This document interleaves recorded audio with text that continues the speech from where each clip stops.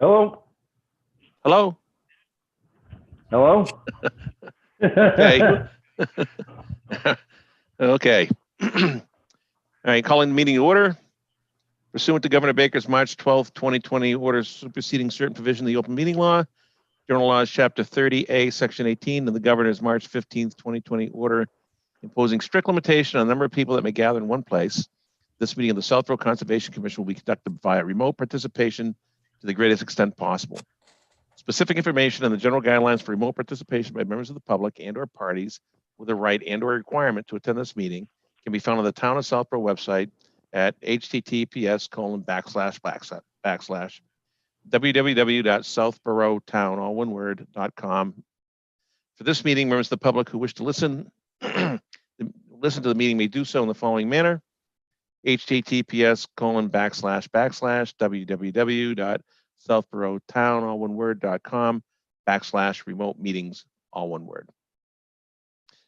No in-person attendance of the members of the public will be permitted, but every effort will be made to ensure that the public can adequately access the proceedings in real time via technological means.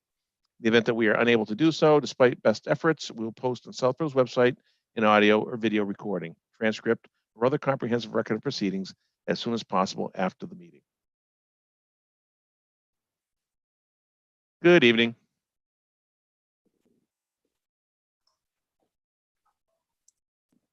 And the topic tonight is the cease and desist for the 3 lots on Middle Road.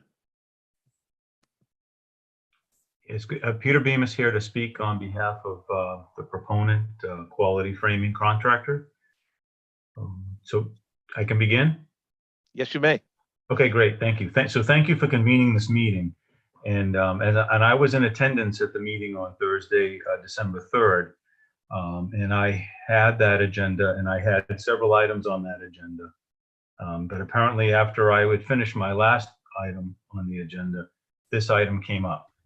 So I was disappointed that a vote for cease and desist was made, because we did submit applications for both of these lots, all 3 of these lots. One of them is just over the 50%, but we discovered that after the trees were cut. They were not supposed to be cutting as many trees, but it turned out that a lot of trees were either diseased or in some cases just in a very difficult, precarious situation, particularly on the 3rd lot, which is of particular interest to me because that is the lot my son is building his house on. So Mr. Gilchrist is building 2 lots speculatively, and the 3rd one is my son's lot, lot 3, and that one abuts the older homestead there. I don't recall the name of the gentleman that used to live there, but the Dreeses were the ones who lived there. And we basically combined 3 parcels of land here to make this property. So the intent when we started this project was to stay at the 50%. That's the way it was drawn and designed and intended to get a permit and build. Subsequent to that, we did go out and discover that it was more cut than we anticipated, and that we would be affecting more ground area, and therefore an application was made. And it was on file with your office. So we did do it, and we did do that, but I realized that commission members, in particular one who I spoke with individually, was disappointed and upset at how some of the development went on here. And you had every right to bring this up on the December 3rd meeting. I just wish I had been allowed the opportunity to speak then. So subsequent to the meeting, I did ask that I have the ability to convene with you tonight. There was a request that additional erosion control be placed on the site, which was done. So there's a new exhibit that illustrates that, and I'm not sure if Melissa, you can show it, but what we did is we did a double row of silt fence with wattles. We circulated all of the piles that are there associated with the construction on lot 2. That's the only cellar hole that's been dug so far. So those spoils are wrapped and they were tarped. So the site was made ready for potential erosion that was coming from the site. One of the items that I had also stipulated was that the stumps had been pulled, but the forest mat or the lawn that had been associated with those trees was still intact. And the key to preventing erosion is to try to keep that material in place as long as possible. So there was no further work taking place other than within the cellar hole area of Lot 2. Since the cease and desist was issued, no work has happened on the site other than the erosion control matters that I described. So I'm hopeful that you would consider reversing that action with the understanding that limited activities would take place until the full stormwater permit was considered at your January 7th meeting. And what I mean by that is that we would leave the perimeter area is intact. They would continue to be able to do the cellar holes for lots 1 and 3. 2, as I said, 2 is underway. It's not complete. There's still some work to do. And as they advance that work, again, when there's a stockpile put on site, it would have perimeter control, just as it's been done on 2. It is a difficult time of year to be trying to do construction and trying to stay ahead of this weather. That's kind of, didn't catch us by surprise. We knew winter was coming. It just came a little bit faster than we had all kind of expected, and it seems to do that every year. Otherwise, I do believe the site is in a proper order for the erosion control that's on site. I do believe it's properly positioned for consideration of a permit at your next meeting. And tonight I'm asking you to consider lifting that cease and desist. And that's all I have to say. Thank you very much. Okay, I was not at the last meeting when this came up. I had to leave for another matter, and when I tried to get back in, I couldn't get back into the Zoom meeting for whatever reason. I still don't know why, but I couldn't get back, rejoin. That said, one of the very frustrating things I have with respect to these lots is 2 things. One, the same contractor that was developing 61 Breakneck Hill knew that he needed to stay under the 50% threshold of that lot if he did not have a stormwater management permit. Yet he went ahead and he clear cut these lots the way he did without a permit. Now, so he knew that one was going to be required exceeding the 50%. That's one. The other issue I have is respect to lot 1, where there was a order of conditions issued for the against the Wetlands Protection Act and the town's bylaw here. Yet that lot development was begun on in direct violation of the conditions in the order of condition. There was no erosion control up, there was no DEP number up, and there was no call to the conservation office to have Melissa come out and inspect the erosion controls to make sure they were put in place and they were in the proper location. So work was started in direct contradiction of the order of condition that was issued. I'm not 100% certain of that. I know the erosion control was put in before work was commenced. Nope.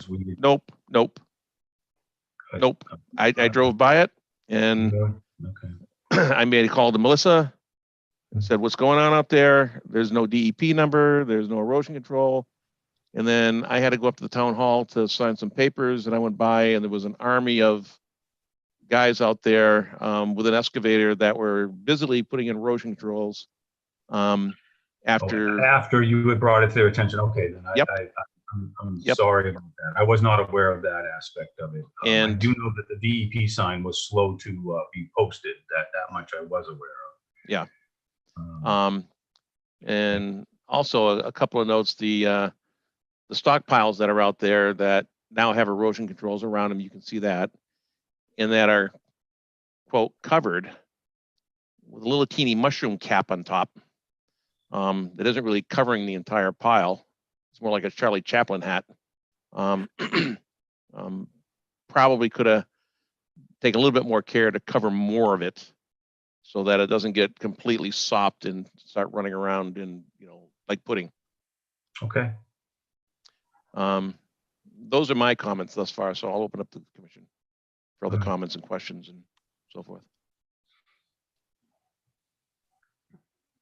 Anybody have, Mark? yeah, go ahead, Carl. Yeah, just one thing, I agree 100% with everything you've said.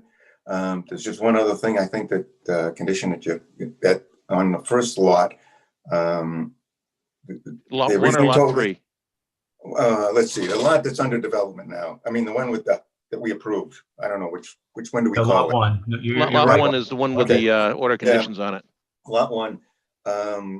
When we were presented with this, we were told they would not exceed the 50% disturbance, and they wouldn't need a stormwater permit, and they've gone ahead and done that.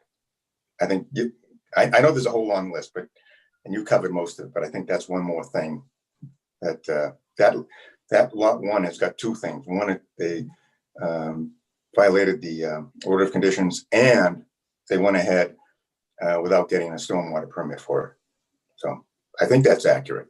No, and we did that after the fact. I did acknowledge that the intent was not to clear as far back on that lot, but they did, and again, that lot was supposed to be at 50%. It's just over when you look closely at the application that we made, but it is still over. So I acknowledge that, and a separate application has been made for 1, 2, and 3, which would be considered at your January.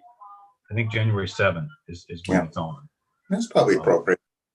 Yeah. So again, how we got here, I'm not happy about the situation that I find myself in before you as well. All that my point was is that typically this board is one of the fairest boards I appeared before. I have always found you to be most gracious and very fair. And the only thing that I pointed out to was that I was on the agenda on December 3rd. If I had known that this was going to come up, I would have been at least prepared to talk about it. You may have still rendered the same opinion and decision at the end of the evening, but it just wasn't a printed line item, so I didn't see it. But you have every right to bring this up at any meeting if you ever see something that's not right. I just don't want to be the guy that didn't do something right. So, and I try to instill that in my son as well, which, and again, lot 3 is his, and I would very much like to see him back out there building on his lot so that he can not be in my home and can continue on his own now. That's my goal. So as part of this is a couple things. Yeah, I got to keep Mr. Gilchrist moving. My son was going to live over there at the Breakneck Hill Road lot that's under construction next door to Russ, but he wasn't happy how the first lot turned out that Mr. Gilchrist did. So he just was like, all right, you know what, I'm ready to move on. When Keith offered to do this for him here, it just made more sense. So that's just something we're doing in our own internally to explain that. But I wish we had been better at picking up on the 50% alteration ahead of time, because we could have addressed all this, but we didn't. Unfortunately, our meeting schedule is difficult in the holiday season, so I get it. We're not going to meet again. It was a 5-week gap. So all I would ask is your consideration to allow the cease and desist to be lifted and limit the activities to the construction of those foundations. And there would be some other limited site work. I'm not acknowledging that there wouldn't, because they need to travel from lot to lot. But at the same time, we can keep our footprint small and tight and await your opportunity to review the full application on January 7th. Thank you. So do we know what the percent disturbance is today? I mean, in sort of the pictures and, looking from a distance, I mean, it seems like almost the whole thing is clear cut.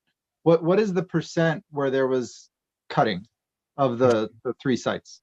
It's in the application. It did vary from lot 1 would be the one that's closest to 50%. It's probably more like 60. Lot 2 is probably closer to 80, and lot 3 is probably on that same order. It kept some of the fringe areas. Where 3 had the biggest effect was the fact that some of the it was mostly pine trees that were to the left of the homestead that was there, the DeRisi residence, and some of them had been affected by lightning, which you didn't see the canopy of these trees until you actually started cutting. And the company that was retained to do that work, they just weren't going to leave a tree up there that you thought it was a good tree, you were going to save it, but then all of a sudden it didn't make sense to save. And a lot of those big pine trees, they were over 100 years old, and they're at their obsolescence period, and they're also haven't seen the wind like a freestanding tree would have been growing its roots to be able to withstand that. So a few more of those came down than was anticipated. That's all I can say. I know the larger deciduous trees were all retained, but the conifers, for the most part, the conifers were removed.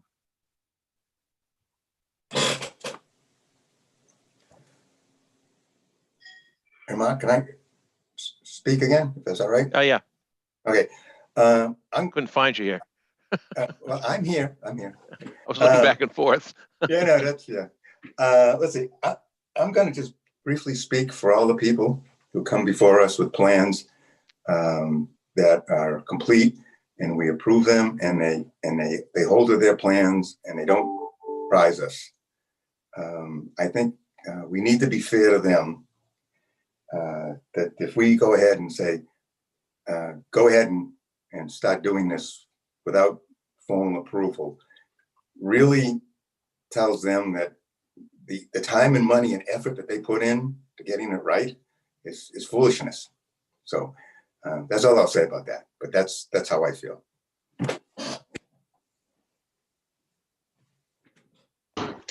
Any other? Sherry? Mark, I'm in agreeing with Carl that there's a right and a wrong way. And I'm more apt to think that even if we were more lenient, are we going to find out in January that it was all grubbed or stumped, or there's something else, or we have stormwater issues because the erosion control wasn't installed properly because the ground is a little cold. I don't know. I'm on the fence about continuing without an actual, all the data in front of us and an actual permit like we're going to receive in January.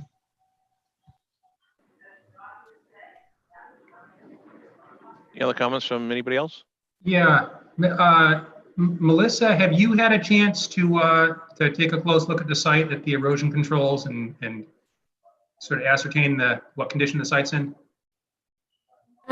Yeah, we've kind of been back and forth with Peter. I think, like Mark said, there was a couple tries to get it in.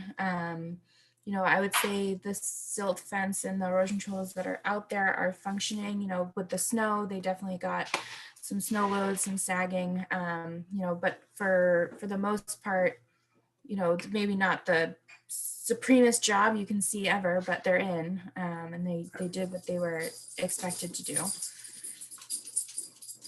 Okay. So they're not, I think the erosion controls can still get, a passing grade for where they are, just keeping in mind and keeping an eye on them when more snow starts to melt Okay. through the winter. Thank you. And just the one other thing I wanted to address. So that evening, of course, Mark was on his phone call. I was the acting chair. This came up under the agenda item of other business as may arise. And this is where things come up when we have a site that unexpectedly has a problem. In fact, that same night, we also had some discussion about 84 Main Street. There's some questions with respect to some elements on that site. And similarly, it's under other business as may arise. We can't put it on the agenda beforehand because when the agenda is composed, frankly, we don't know that it's going to be coming up. And in fact, I wasn't aware that we were going to be discussing it, until 10:30, something like that night. So I just want to assure you, Peter, this wasn't a sneak attack by any means. There was no intent to do something on the QT or anything or exclude anyone from the process. This is our standard process, and this is how these things get addressed. They go at the very end of our agenda every time. Thankfully, it's not something that comes up often, but when it does, this is how it's handled. No, and I recognize that. And actually, Carl was kind enough to let me speak with him directly during this when it first arose. So I feel as though I did have the opportunity to speak on it. I find the commission to be extremely fair, and consider it. And I didn't think, I wasn't saying you weren't considerate in this action. I just wasn't prepared for it. So then I was trying to get it brought back as quickly and as properly as I could, which is tonight's meeting. And so what I'd like to still state, I am not asking you for permission to construct across all 3 lots as if we have the freedom of that permit. I recognize that we do not have that permit, and that all I'm asking you for is the ability to put those foundations in. And I do feel as though we are hamstringing ourselves, and we don't have the proper permit in place. So I don't think this is something that any other party is going to take this approach, because honestly, it is very restrictive and it is very hamstrung. So believe me, in the future, I will make it doubly clear to a client that if you're even close to 50%, don't even bother trying to stay under. Just go over and just file for the permit, because it's not that hard to secure this permit. If anything, I'd like to find it more streamlined going forward. But as far as these particular lots and the activities that we're asking to continue to do, they are very limited. They aren't in the central portions of the lot. The perimeters are stabilized and secure, and we're leaving a great deal of that forested area or lawned area that was already established in place. We're not touching any of that. We're just doing the areas around the immediate foundation so that they can continue to go in. And that's the activity that we're looking to do for the next 4 weeks while your permitting your meeting window is open, so we can continue with the permitting. So that's the consideration I am asking you for, and I do feel as though Quality Framing did respond properly with the additional erosion control. We will stay on it. We will track it. We do have a rain event coming up. We had a heavy rain event recently, and there was no erodible surfaces on this lot after that, because we did go out to inspect. But the snow did cause some of the fence to weight down. The snow is going to melt. We'll go back and we'll revisit it. I know Carl goes by this site all the time, so believe me, I will make doubly sure that it is in proper order. I would just like to be able to continue to see them do some of this work on these 3 lots. So thank you again for the opportunity to speak. Melissa, could I ask you a question? On lot 1, what would you need to catch back up to the order of conditions so that it's where it needs to be if we were to allow this? For lot 1, like Peter said, the DEP sign has been put up. I have inspected the erosion controls. I've received the contractor affidavit. I know the order's recorded. In terms of kind of those administrative aspects, those are in line for lot 1 under the order. So it's really just keeping up with the erosion controls and, the commission's, I guess, intent on the SMP bylaw that would allow them to continue or not. And Melissa, could I add to that? I think if just from viewing from the street, or look out, the tree cutting that was going on is in the, I don't think it's in the 20-foot, right? But I'm certain that it's probably in the 20 to 100-foot buffer range. So they've made, I think, it's hard to tell because we don't know. And Carl, I guess to answer that, this plan that's on the screen that Peter sent, this green line is that double line of erosion control. So it is right at the 20-foot buffer. Yeah. But beyond that, beyond where the original limit of work is, they've cut the trees down in the 20 to 80-foot, 100-foot, I'm sorry, buffer, right? I mean, it's pretty, just from viewing it from the street, it appears that that's the case. It absolutely is a case because the house is primarily being built within that buffer. Yeah. Lot Okay. 1. Yeah. All Yeah. right, so I had questioned Melissa whether or not they had actually gotten into the 20-foot because I thought they may have. yeah, And Melissa, I think you verified that they did not. Right, and Peter double verified it by submitting this plan with that erosion control line surveyed on it. In the original drawing, did it indicate, like sometimes we get drawings and they indicate sort of major trees that will remain? Did the original NOI have that? Or did we just not get that information? Because I'm not sure we fully appreciated when they submitted that original NOI that all the trees in the 20 to 100-foot portion of the buffer zone were going to go. Maybe we didn't ask. I don't think there was, Peter, but I can pull up the plan. Yeah, and I was just going to say there weren't a lot of major trees in that zone. I can assure you, the ones that, because several were noted, there are a number of very large trees along the street. So all of those were shown. They've all been retained. There were a couple internal of the site. I know on lot 3 specifically, there's one tree that it's just a magnificent tree, and we've saved that one. So there wasn't a lot of older growth on this lot. They were both older, farm properties, so they were pretty much open land for a number of years. Just in the last probably 20 years, there's been a lot of saplings that have grown up in some of those areas because they weren't. Mr. Tannerholz, he hadn't been maintaining that property for a number of years. The house couldn't have been saved. It was in terrible shape. We do have someone who's going to restore the DeRisi home. Carl, I forget the gentleman that owned that home. The old That was home. Al Phillips. Thank you, the Phillips residence. So Yeah. Phillips owned the land across the street, which is the town land Yeah. going out to the transfer station. Because Carl had filled me with a bit of the history over there for that. Yeah, I used to drive his tractor. Right. Yeah. Yeah. There weren't a lot of major trees on these lots, other than the ones those deciduous trees that were retained. So I have a couple of questions. So Peter, is the plan to work these 3 lots all through the winter, or do you think you'll come to a point where it's just not feasible to keep working on them?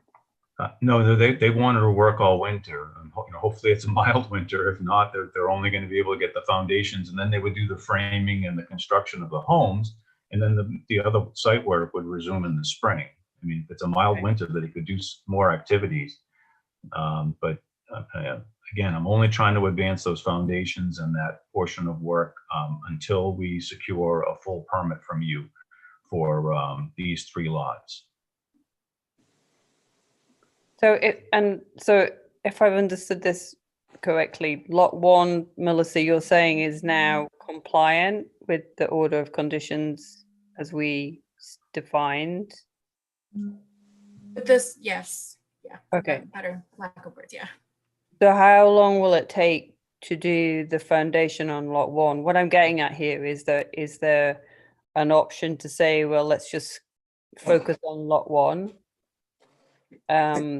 And if that finishes, Melissa can take a look at it and then advise or suggest whether or not it's okay to move on to lot 2, particularly given that the weather looks a bit dodgy for the next couple of weeks. Then at least you're still working, but you're only working on 1 lot. So, the risk of erosion or, any other disturbance is kind of limited in that sense. Well, that's what I'm sorry. That's what I'm advancing is to do that. But for each of those foundation areas, it's just those areas around the foundation itself. So 2 is almost. What I'm suggesting is to start with lot 1 and work on lot 1 and then see how it goes, rather than saying, let's agree to have all, the work done on all 3 lots. I walked past those lots this afternoon, and I saw Carl as well. And I guess what struck me is this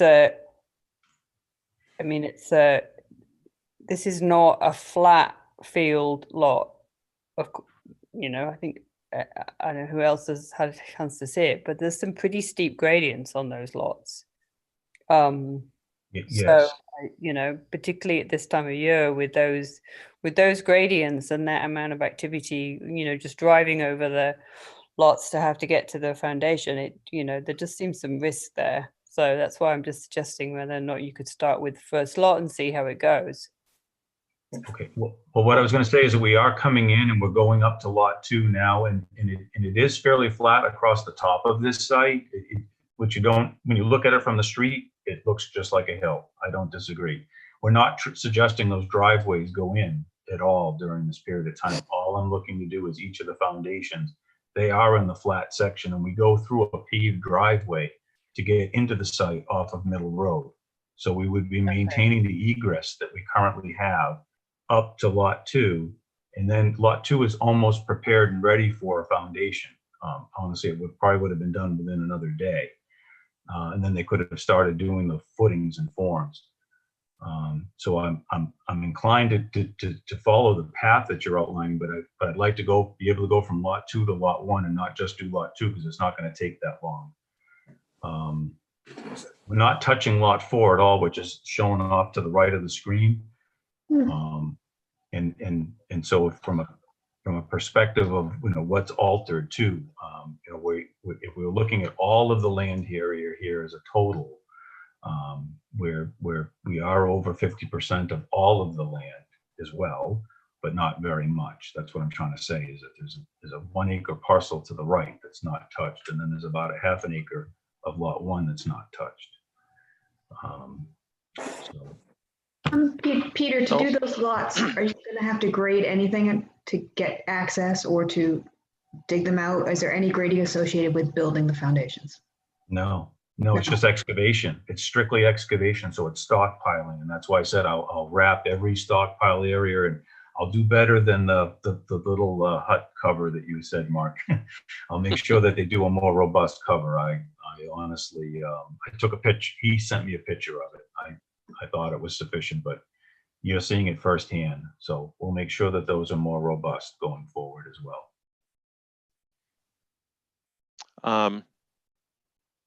I have a couple of comments. So one is the foundation hole for Lot 2 is already dug. Yes, it is. And those are the stockpiles that are around there that have been protected. And each lot will have a disturbance of over 50% of the threshold triggering the SMP. At full build out, that's correct. Not to do the foundation, but at full build out. Right. So from my perspective, if you went ahead and let's say the commission voted to lift the cease and desist, and you went ahead and put the foundations in on at your own risk, right? The risk there is that we get into January, and for some reason, the commission finds a reason that the permit doesn't get issued. I don't know what it would be, but it's a possibility, right? Yes, and then I can't go any further. So it's incumbent upon me to have made sure that we designed this properly. I mean, we are addressing the stormwater needs for each lot. We documented that with a calculation. And then we did the criterion that you have for obtaining a permit. So I believe we meet all of the merits and the criteria, but granted, that's a risk that we take. Yeah. I mean, so all the the details in the permit application need to be reviewed, and then the commission needs to vote yay or nay on it. And if you go ahead and put the stuff in, I mean, you're really at your own financial risk in doing that.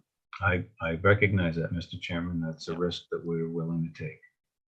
The other thing is, I'm really sort of bothered by the fact we issued an order of conditions and you had a permit under the Wetlands Protection Act and the town's bylaw for Lot 1, and it was completely ignored.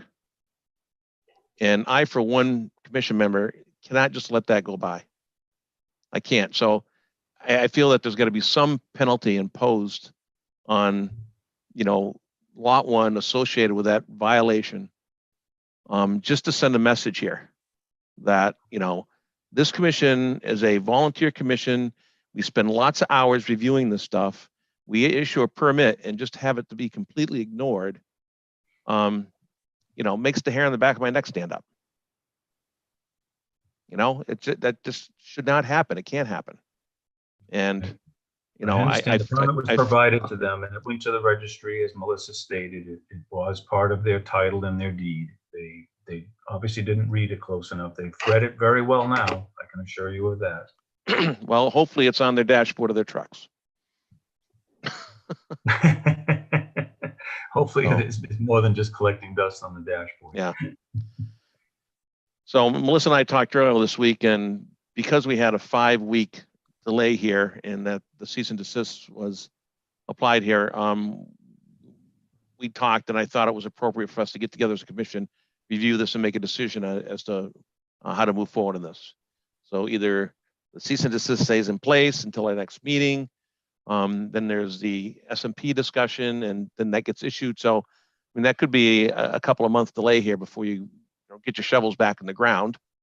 Or the commission agrees with some level of stipulation here that we allow work to continue for a specific restricted something or rather. We'll come up with what the words and those things are if the commission wants to go that way. But I'm also looking to put some sort of a penalty on lot 1 for the order conditions violation. Is there any other discussion for board members with respect to what I said or my thoughts? I mean, How many days did did lot 1 go out of compliance with the order of conditions? Do we know that number, Melissa? How many days it was out of compliance? I'd have to check the calendar of, there was kind of like the weekend over Thanksgiving, I think would be the most, or the longest point, that kind of Wednesday to Monday. So 5 days-ish, something along those, okay. that was after we noticed. Shouldn't it have been from when they broke ground? I would say my recommendation was I'd feel more comfortable from the first time that we told them to get it in. I think would make kind of, I mean, yes, obviously from the first day it is a violation, but from the time that we kind of started the clock would be from the time that we were told it was going to be put in. Yeah, well, I guess they're separate questions.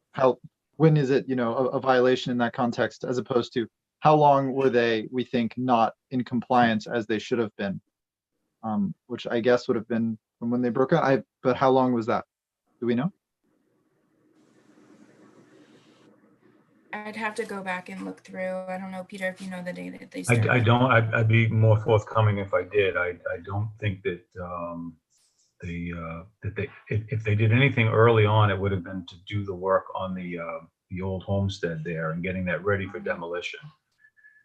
I don't recall there being much earthwork taking place on this lot in advance of that. When was the demolition? I could probably find out the permit date. I don't know. Well, that would have been on lot 2, Um, and the order of conditions is on lot 1. yeah, the barn was on 1. Yeah, I know where you are, Mark. I get where you're going with it.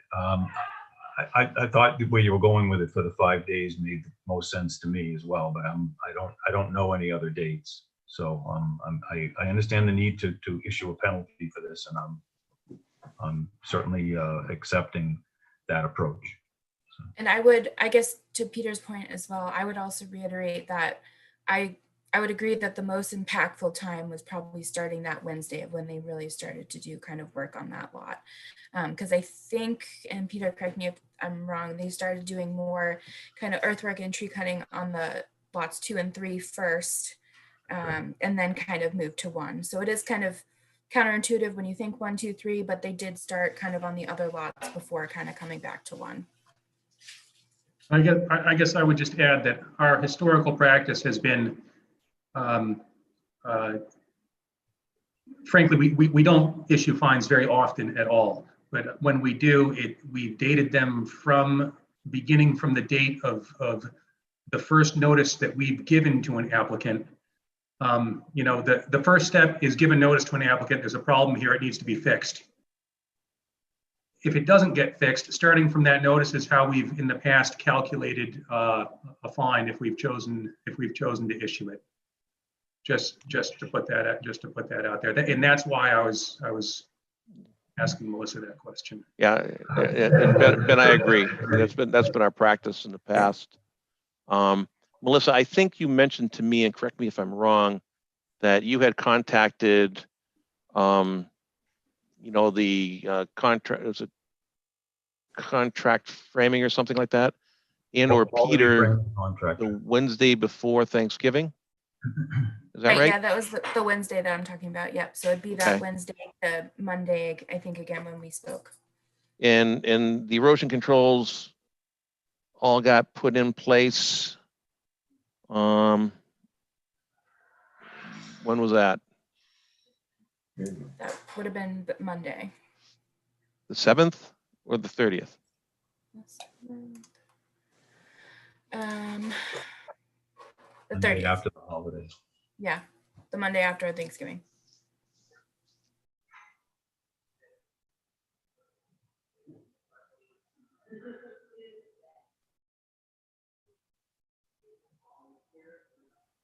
Okay. So that would be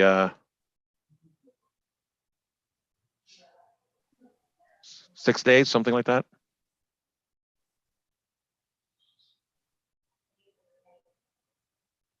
And what is the typical per day penalty? Is it $300 a day? Up to. Up to? Yeah. Did you say to or up to? Up to.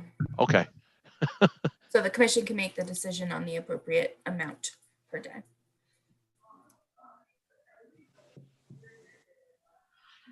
And is there something comparable on, clearing greater than 50% without a permit? 'Cause presumably they Yeah, knew. there's two infractions here. What is, I'm not familiar with our ability to issue a fine under stormwater bylaw. I don't believe that we've done it in the past, and I'm unfamiliar what our authority is there. Yeah, that's a good point. No idea. Yeah, the only thing that I can think of, is the very few fines that we have issued for under the Wetlands Protection Act and the local bylaw, with the latest one being for Stonebrook. And I know that that was less than the $300, and I can check what that number was.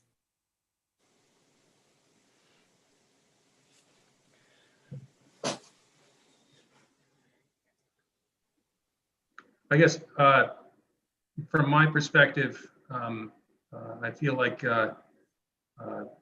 my goal here would be simply to signal that there was a problem, that the site needs to be kept,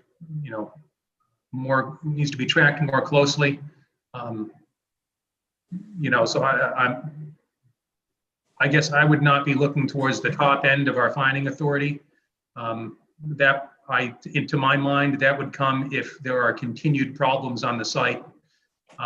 That's sort of been how we've approached it in the past, and I've agreed with that approach to just use it as a tool just to keep projects in compliance, not to sort of beat people over the head. So I guess I would propose, something towards the lower end of that authority, perhaps, just to throw a number out there, $100 a day for the 6 days. Under the violation of the order of conditions, if we go the route of issuing a fine.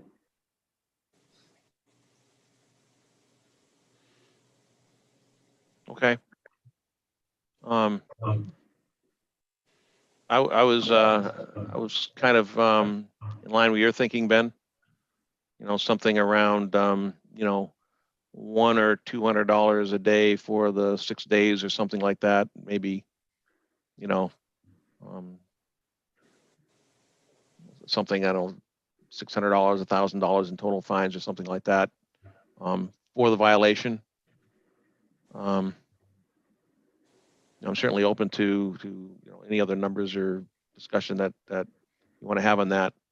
And as far as allowing work to go on for the other foundations, if you will,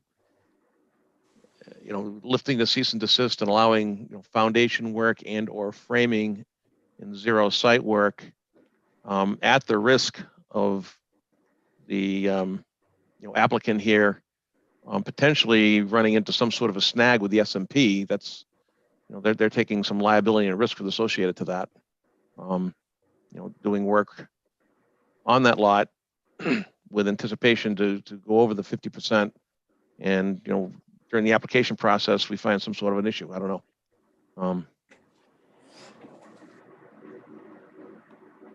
You know, that seems like holding up any work on a lot that doesn't go over the threshold seems inappropriate to me. However, these lots have already exceeded the threshold. Puts it in a sort of a different light. The tricky part here is we don't have a permit issued on the site with conditions and so forth. And any decision we make tonight for work going forward, we can't condition that in the way that we normally do when we issue an order of conditions or a stormwater management permit. So if we go that route, and Mark, I lean in that direction, and it sounds like you do too. I think we have to make it with the very strong caveat that I think we have to be very specific what work we're talking about, and that if the work again exceeds what we've discussed tonight, that's it. It's shut down until the stormwater management permit is issued. Would be my proposal. Okay. Can I interject? To be a devil's advocate. We'll probably hear about this again if we do this. Somebody else will want to do it. Yeah. I think it sets a bad precedent. And to Ben's point, I'm not sure if we have the authority to tell him to go ahead. I mean, what are we voting on here? It's not a usual procedure to tell people to go ahead and do work without a permit. I've never, 5 years I've been on here, I haven't seen that happen. I mean, if the commission does vote for it, I mean, it's not going to be the end of the world. It's not going to be the end of the world. I'm not going to be upset. So Carl, that's the way you phrase that isn't accurate to me, right? We're telling him cease and desist all work in that lot except for installing a foundation and any framing. You can't stump it. You can't do any other site work.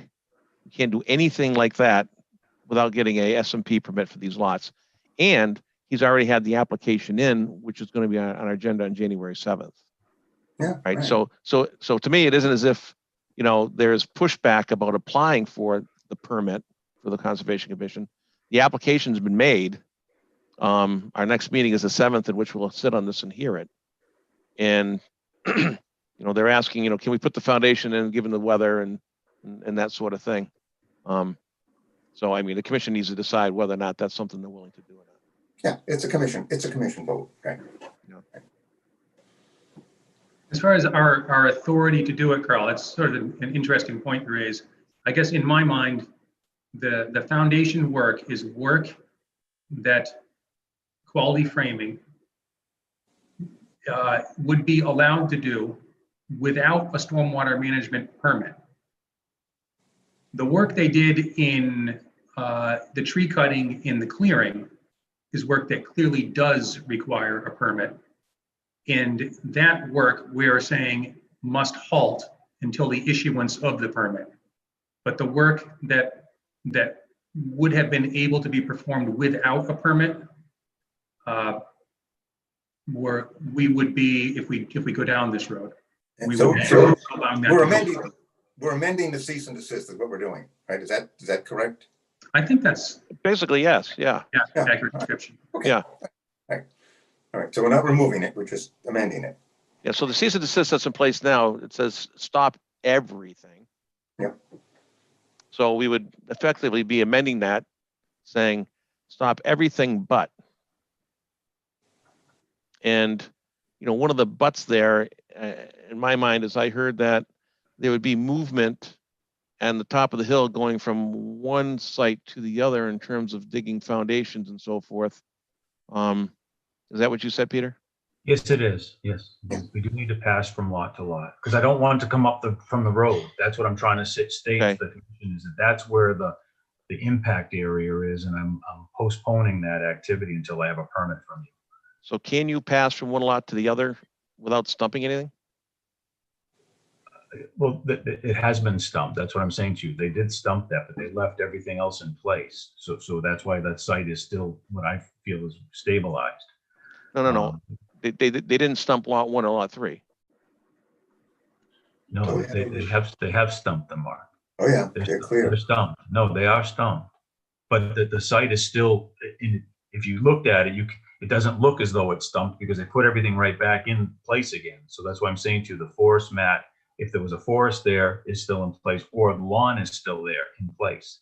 It is still Yeah, a very stable I didn't site. climb up on top of the hill, so I didn't look up there. Okay. But we have basically a roadway, if you will, that comes off of the paved driveway from site to site. And that's how we pass from site to site. So until I have a permit from you, I am not suggesting that we do any of the driveway work or any of that other site work. We would strictly just do the foundation, excavation, and backfill work. And that's going to bring me up to the date of your next meeting.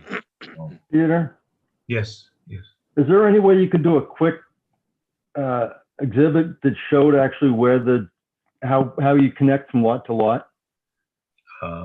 I can, if Ms. Alyssa wants to just put that back up in the plan, basically all 3 of these houses are in line with each other at the top of the hill, and that's how we're floating between sites.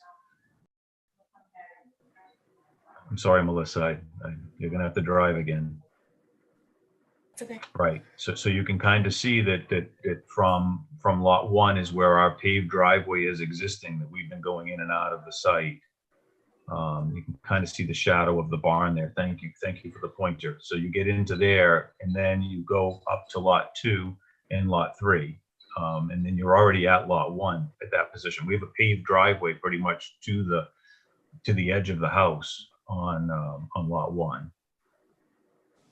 So I'm confident that we can keep this site in proper control during this window of time. And the only thing I was going to add, Carl, is that I think this project will be the poster child for not how to do this and going forward, because I can't imagine anyone wants to follow this path.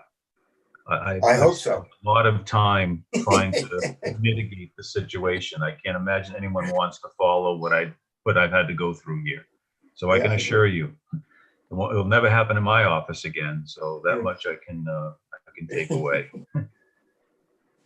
Not to rush you guys, but just a reminder, we do have to be done by 7. Yeah. So Okay. we got to all move right, this well, thank forward you. because this meeting time is being picked up in 5 minutes. Okay. So, so Can I make a very quick comment? Sorry. yeah, go ahead. Just very quickly, I did look up Southborough stormwater bylaw seems to have the same language where it's $300, up to $300 per day for violation of the stormwater in the bylaw. Also, I mean, to me, I would use the sort of same logic that you were applying to not following the order of conditions to the clearing. You know, they made a decision to clear 80% in one of the lots when they knew they needed a permit to go over 50. I mean, to me, they made a decision to violate the law, and that I'm not saying necessarily it has to be a violation, you know, fines, etc. But to me, just saying they can go ahead and continue doing work without that permit, it's challenging. I don't like that message. Well, it seems to me that we want to have more discussion on the fines. I don't see why the fines need to be wrapped around the axle tonight. We've got plenty of time. Yeah. My opinion. I agree. Yeah, Russ brings a good point. We don't actually have to calculate them tonight, although we would also have to have 2 separate votes, I believe, one for fines under the Wetlands Protection Act, another for fines under the Stormwater Bylaw. We could do one and then postpone the other until January 7th. Yeah. In other words, Jeff brings up, actually, I'm glad he looked that up, and he brings up a very good point. I just know we're against the clock.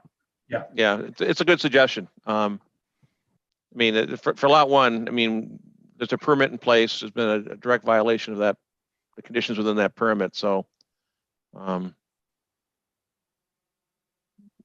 think we could probably come up with a quick number there and wait to deal with the stormwater management aspect of this in the 7th.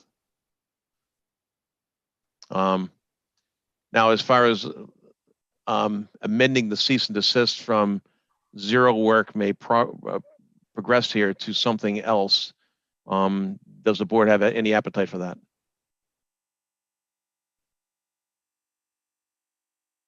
I think I would, appropriately worded, I would vote in favor of that.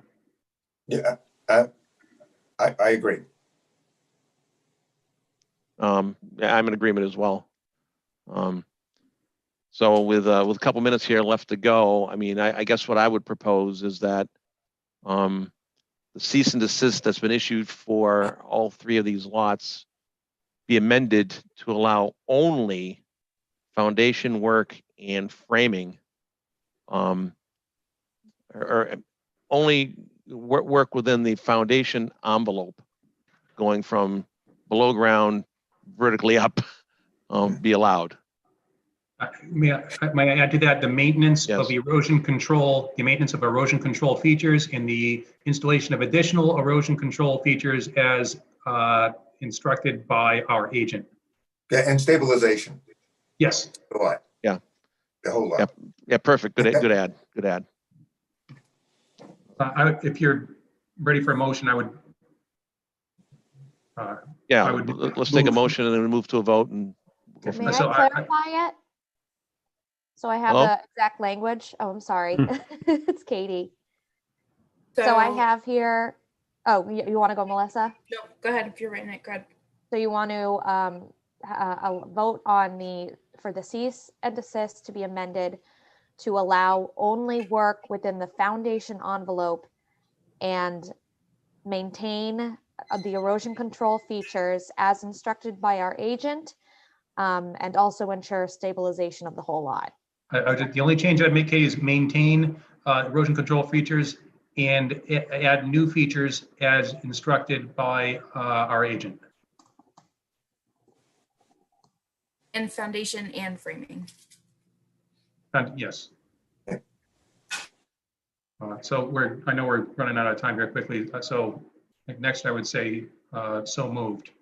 Second, Okay, all in favor by roll call vote? Watson, Yes. Smith, Yes. Pete, No. Guyer, yes. Gregory, Yes. Pasamato. Yes. Okay. Now, in terms of issuing any sort of penalty against the order of conditions against lot 1, should we take that up at the next meeting? I think we're Yes. out of time. And when maybe we can identify the dates a little bit more accurately? We also need an amendment to the notice of intent on lot 1 too, right, because of the work they've done. Why? Well, because they've changed the configuration of it, right? They've done new work in new buffer area, right? No, that's covered by the notice of intent. That's covered by the Only- permit they have. Yeah, but only to the extent shown in the drawing that they gave us.